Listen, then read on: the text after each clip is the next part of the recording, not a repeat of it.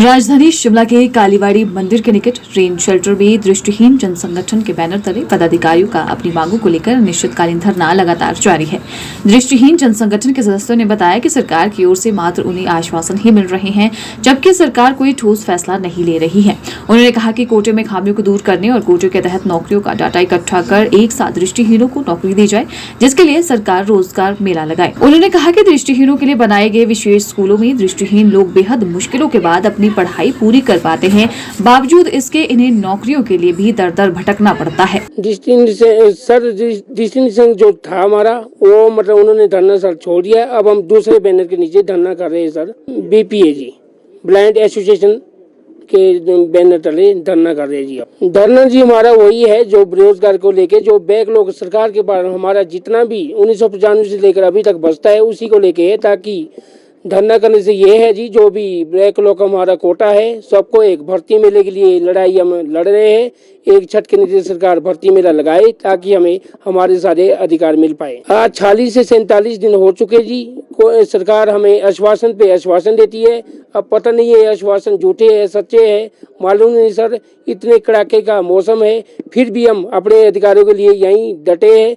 डटे भी रहेंगे तब तक जब तक कि ग्राउंड जीरो पे हमें रिपोर्ट मिल ना जाए, हमारे अधिकार मिल ना जाए। सरकार से हमारी बात 4 तारीख को हुई थी और आदरणीय सुक्खू साहब ने हमें आश्वासन, मौखिक आश्वासन दिया था कि हमें अभी ज़्यादा मालूम ही नहीं है दिव्यांगों के बारे में क्या है, ऐसा तैसा कह रहे थे मुख्यमंत्री जी। पर मुख्यमंत्री जी को पता होना चाहिए कि दिव्यांग जब वो मंत्री बनाते हैं, जैसे सामाजिक न्याय मंत्री बनाया गया है, वो हमारे लिए बनाया गया है।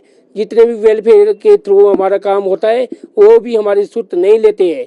वो भी वैसे तो कह लेते हैं आपके लिए वो स्कीम है ये स्कीम है, परंतु धरातल पे ना कोई स्कीम होती है ना कोई, वो सिर्फ कागजों पर ही सीमित रहती है। हमारे तक जो ये पेंशन पहुंचती है ये भी 3 महीने बाद पहुंचती है। 1700 पेंशन हमें मिलती है, वो 3 महीने बाद 4900 रुपये मिलती है।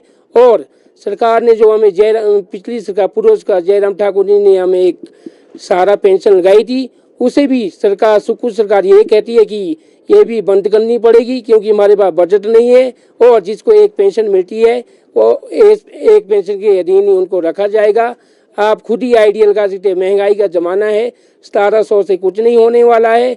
हम सरकार से यही उम्मीद करते हैं कि पेंशन से लेकर जितना भी दिव्यांगों का हक बनता है वो कागजों तक ही सीमित नहीं होना चाहिए, वो धरातल पे भी उतरना चाहिए। यूं तो सरकार, जैसे आज आपको पता होगा कि 1 साल पूरी हो चुकी है सुक्खू सरकार को, वो जश्न बना रहे हैं धर्मशाला में, और दिव्यांगों को 1-1.5 महीने से उनके हाल पे छोड़ा गया है। ऐसा नहीं होना चाहिए।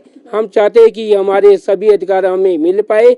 मानते हैं हम त्रासदी भी आई थी, उसके लिए भी हमने सुक्खू साहब से अप्रैल में मीटिंग की थी। उन्होंने हमें कहा था कि अक्टूबर में तुम्हारे बारे में कुछ न कुछ सोचा जाएगा। अभी तो दिसंबर का महीना आ जाएगा, 1 साल हो गया, फिर भी हमारे लिए कुछ नहीं हो रहा है। ऐसा नहीं होना चाहिए दिव्यांगों के साथ, खासकर दिव्यांगों का शोषण नहीं होना चाहिए। हमें अधिकार मिलने चाहिए। अगर नहीं मिलेंगे, चाहे हमें कुछ भी करना पड़े, हम यहीं डटे रहेंगे। मौसम चाहे बर्फ आए ठंडी हो, हम मर जाएंगे, परंतु हम अपने वचन से पीछे नहीं हटेंगे।